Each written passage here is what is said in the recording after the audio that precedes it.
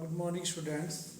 मैं आज कुछ क्वेश्चंस आपको साइंस के 3 पार्ट्स होते हैं, तो केमिस्ट्री से आपके कौन कौन से क्वेश्चंस आएंगे, तो वो मैं आज आपको बताऊंगा।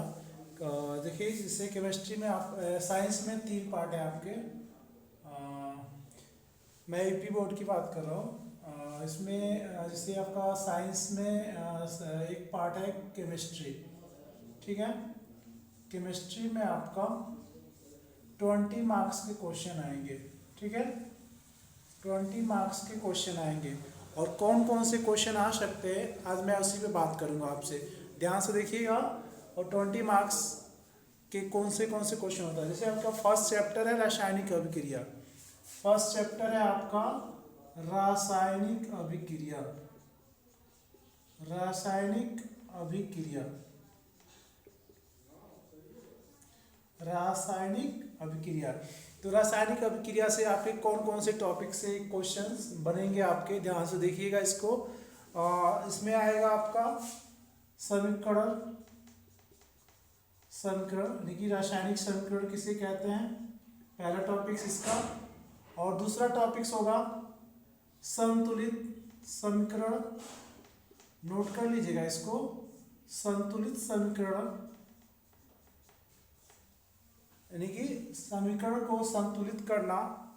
और संतुलित समीकरण किसे कहते हैं, ये डेफिनेशन है। ये फर्स्ट चैप्टर की बात कर रहा है। रासायनिक अभिक्रिया चैप्टर है आपका।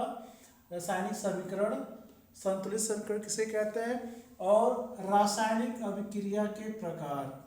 रासायनिक अभिक्रिया के प्रकार। रासायनिक अभिक्रिया के प्रकार, कितने प्रकार होते हैं, रासायनिक अभिक्रिया के कितने प्रकार होते हैं। और इसमें क्या होगा, आपको डेफिनेशन भी पूछ सकता है आपसे, इसकी परिभाषा भी पूछेगी। रासायनिक अभिक्रिया किसे कहते हैं, रासायनिक अभिक्रिया कितने प्रकार की होती है। और उसमें के बाद से जैसे आप उसमें पढ़े होंगे, द्विस्थापन अभिक्रिया, प्रतिस्थापन अभिक्रिया, रेडॉक्स अभिक्रिया, उपचयन अपचयन, तो वो आपको पूछेगा।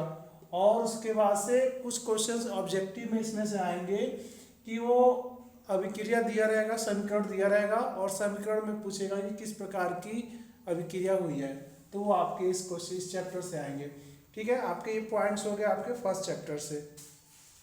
इसके बाद से सेकंड चैप्टर आता है आपका अम्ल क्षार।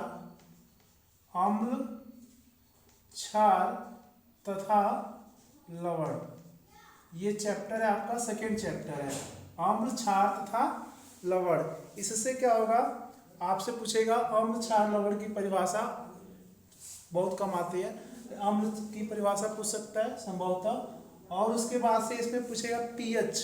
पीएच पैमाना क्या, दैनिक जीवन में पीएच का महत्व क्या है। और उसके बाद से पूछेगा इसमें आपका विरंजक चूर्ण, धावन सोडा, कास्टिंग सोडा, ये आपका प्लास्टर ऑफ पेरिस है ना, ध्यान दीजिएगा, प्लास्टर ऑफ पेरिस, इसके उपयोग क्या है, इसके निर्माण की विधि क्या है, इसके कोई 2 उपयोग या 3 उपयोग लिखिए। तो ये आपके इस चैप्टर से आएंगे। इसमें आएगा, आपको मैं लिखवा दे रहा हूँ, इसमें पीएच पैमाना है आपका।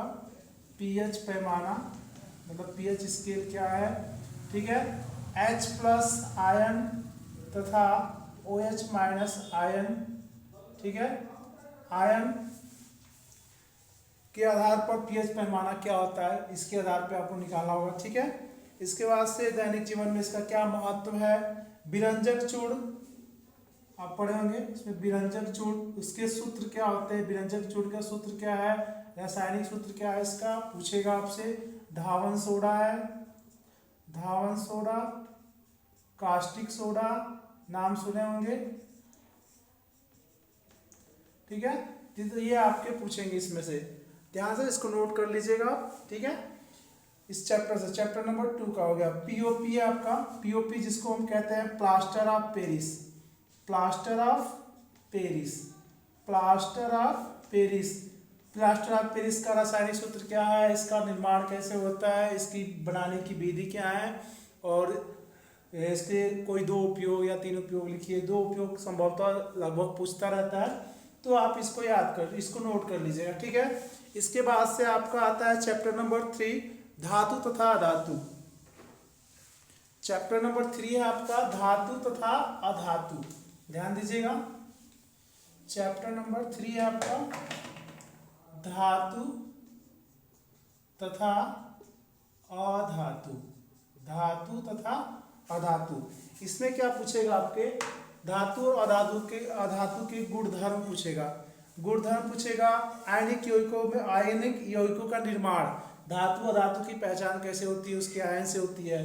तो इसमें आयनिक यौगिकों का निर्माण, इसमें क्या पूछेगा आपसे, आयनिक यौगिकों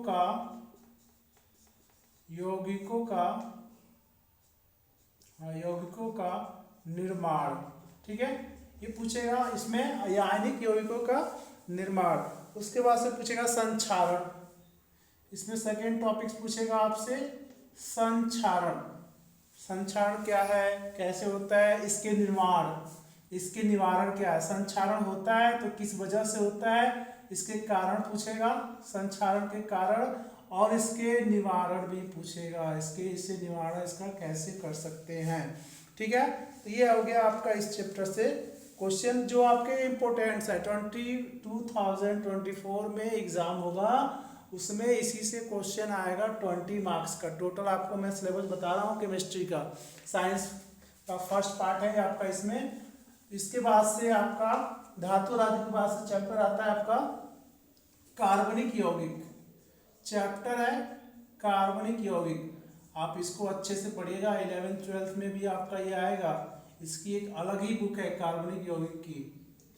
कार्बनिक यौगिक में क्या पूछेगा आपसे, ससंयोजी आबंध, इसमें पूछेगा ससंयोजी आबंध, नोट कर लीजिए इसको अच्छे से, ससंयोजी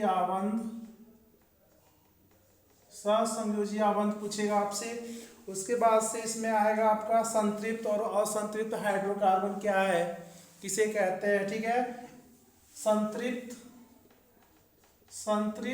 तथा असंतृप्त हाइड्रोकार्बन मैंने पढ़ाया है आपको, ये चीजें इसको नोट कर लीजिएगा, संतृप्त तथा असंतृप्त हाइड्रोकार्बन। उसके बाद से आता है आपका एल्केन, नाम पढ़े होंगे, एल्कीन और तथा एल्काइन, ये होता है आपका एल्काइन। इसके सामान्य सूत्र क्या है, ठीक है, और इसमें आपको इसके सामान्य सूत्र पूछेंगे, एल्केन होते क्या है, किसे कहते हैं। और उसके बाद से पूछेगा साबुन क्या है, साबुन बनाने की विधि क्या है, साबुन का निर्माण कैसे करते हैं। फिर उसके बाद से पूछेगा तथा अपमार्जक, साबुन तथा अपमार्जक, ठीक है ना, इसको नोट कर लीजिएगा, ये क्वेश्चन आपके इंपॉर्टेंट है सारे, साबुन तथा अपमार्जक। उसके बाद से आपका ये साबुन अपमार्जक के बाद से आ जाएगा एथेनॉल तथा एथेनोइक। तो इससे क्या होगा, एथेनोइक से आपको पूछेगा इसके उपयोग, इसके क्या पूछेंगे, उपयोग पूछेंगे, इसके गुणधर्म पूछेंगे, इसके गुणधर्म, एथेनॉल और एथेनोइक अम्ल के गुणधर्म पूछे जाएंगे आपसे। ठीक है, दहन, इसके बाद से आपको पूछेगा दहन क्या है, दहन जानते होंगे आप। तो ये आपके जितने मैंने टॉपिक्स बताए आपको, ये टोटल आपका 20 मार्क्स का आएगा इससे। ठीक है, इसको प्रिपेयर कर लीजिए, तैयार कर लीजिए, और कल मैं आपको फिर बायोलॉजी का टोटल में बताता हूँ कि उसमें से जो मार्क्स के बनेंगे वो उसके इंपॉर्टेंट क्या क्या है। तब तक के लिए थैंक यू, आप इसको नोट कर लीजिएगा।